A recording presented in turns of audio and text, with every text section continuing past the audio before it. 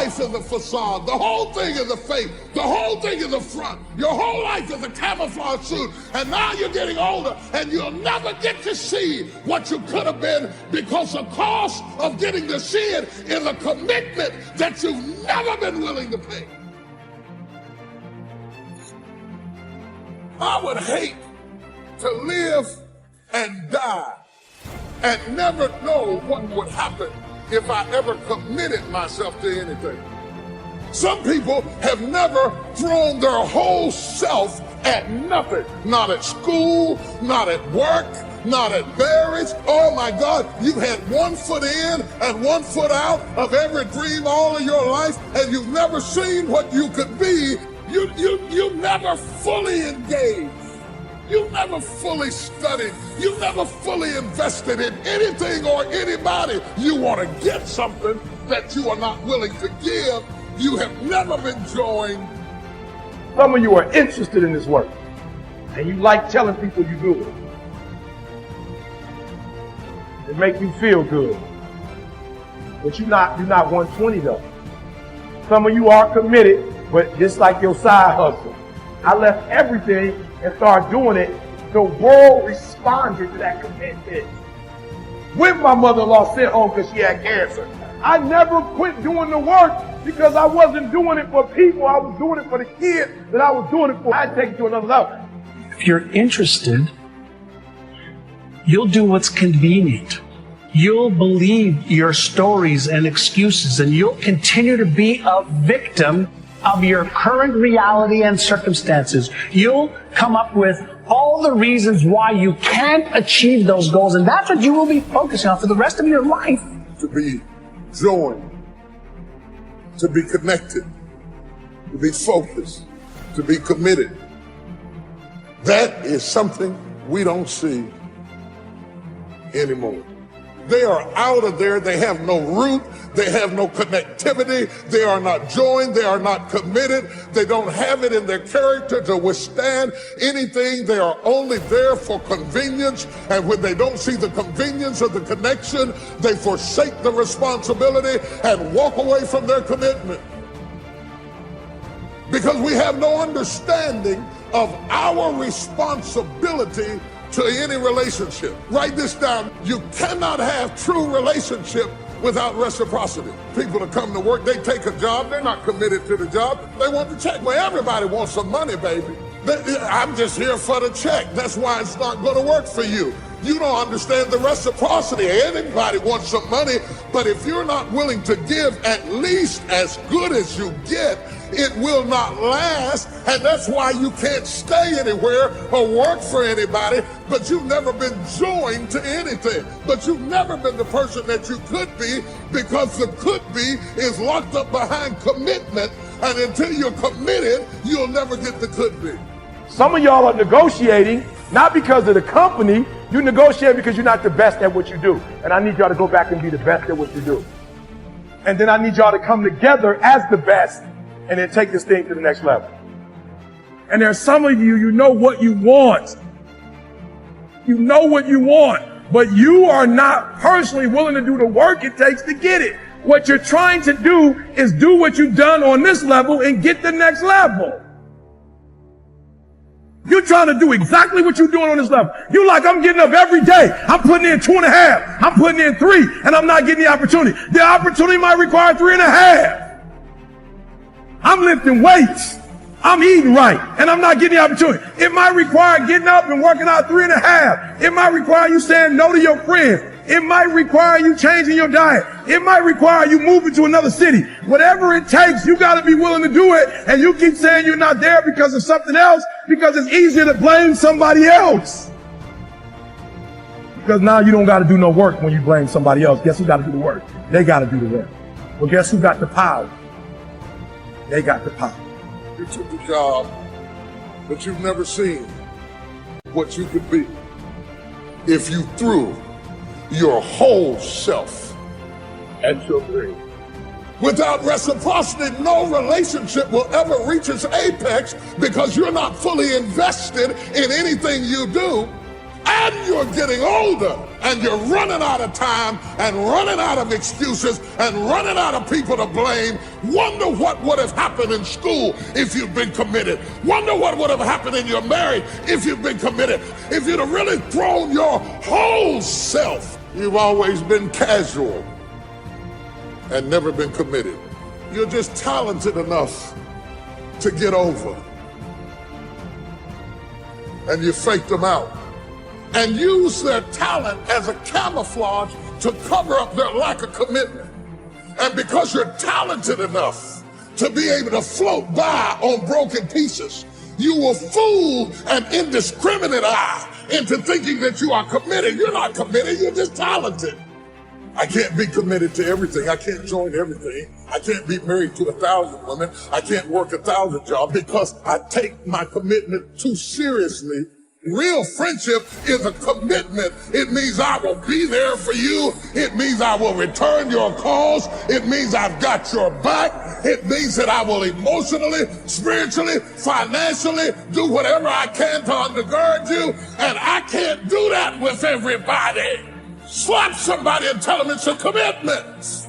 They've got the information, but they don't have the commitment and the character and the tenacity to be an asset. I'd rather hire somebody who had less knowledge and more guts and stamina.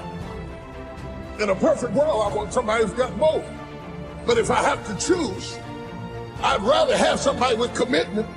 Because if you are committed, you can go back to school, you can go back and read, you can go back and get yourself together, but you can have all the books you want to. If you don't have commitment, you will not succeed.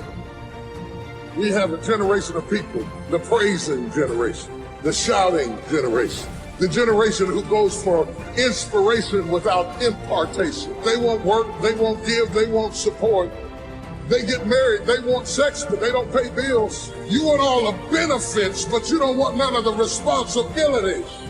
You take a half-committed man and a half-committed trifling woman and put them together, and they'll have some half-committed trifling kids, and the whole house will be half-committed because children will be what they see. Stop fussing at your kids. They're a reflection of you.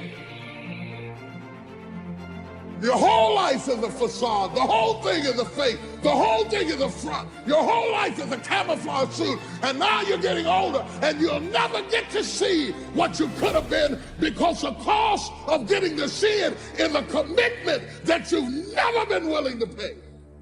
You can't get out of something that you're not willing to put into it. You have to put your everything, your mind, your energy, your effort, your discipline, your tenacity. Nothing is going to jump out the fire. If you don't throw something in there, it's not going to happen. You have to be committed through the storm and the rain and the heartache and the pain and the disappointment, or you're not going to make it. It's a commitment. It's not a feeling.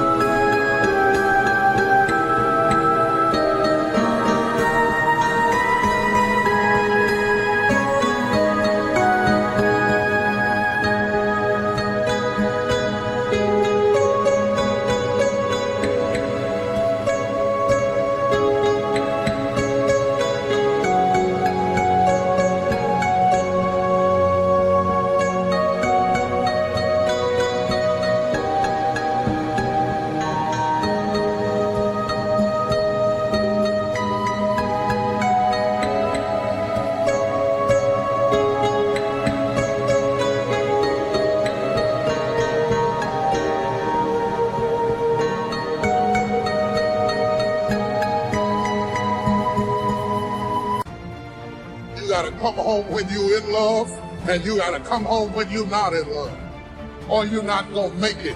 And stay there until the love comes back. It's a commitment.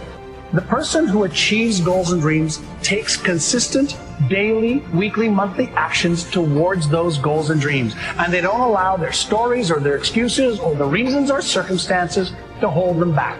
They are committed to achieving their goal no matter what. That's the attitude. That's the mindset that you have to have. And you have to have absolute resolve that you will do whatever it takes. If you're committed, you'll start today to let go of your stories, your excuses, your reasons why. You'll come in every single day and figure out how you can achieve those goals and why you must. One commitment, one moment in my life. Now, if you're committed, here's what I'd like you to do. Take a sheet of paper and write down one goal for every area of your life. Health, wealth, relationships, career, business, charitable. And write down one goal and when you want to achieve it by. And then what I want you to do is write down 3 action steps that you can take towards achieving those goals. Write down, what do you need to learn? What do you need to believe? What do you need to do? Take those things, put those right on your calendar with a time by which you are going to complete those things. So, are you interested or are you committed? Well, we can't control. We try to shape our fate. The people that are committed are busy doing it. You can only have 2 things in life, reasons or results. Notice, reasons don't count. The only thing that counts are results. And results don't lie, ladies and gentlemen. They tell it all. Judge a tree by the fruit that it bears, not the ones that it might talk about, not the ones that it might wish for, or think about, or affirm about, but the fruit that it actually bears. I think that some of us are producing results in our lives that level of commitment brings that we particularly don't like or find distasteful. I don't think that as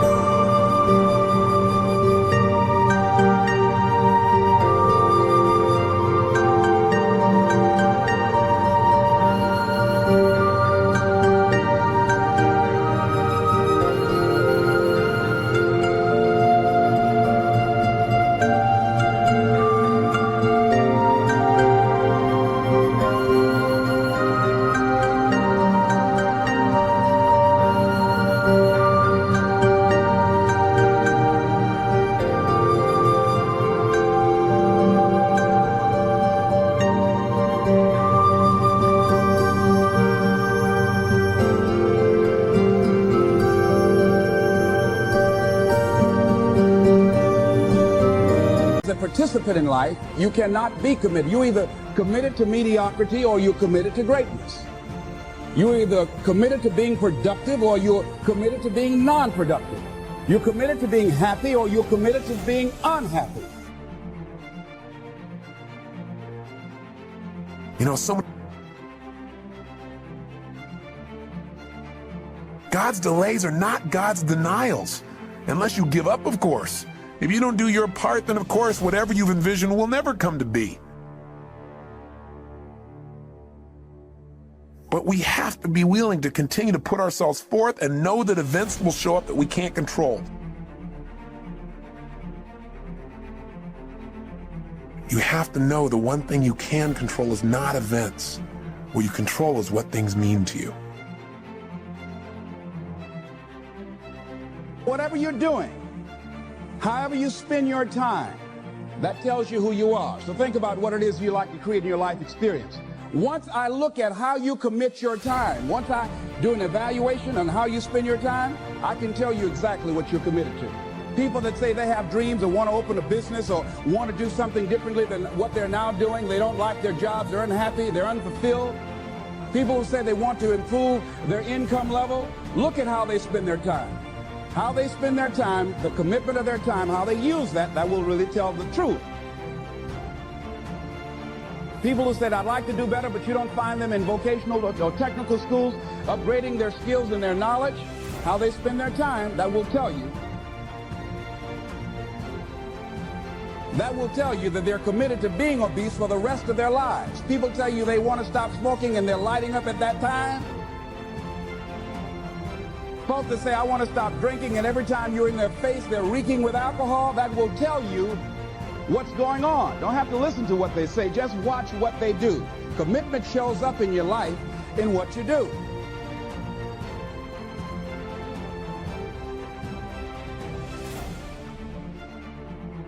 No matter what happens in your life, the meaning of what has happened is yours.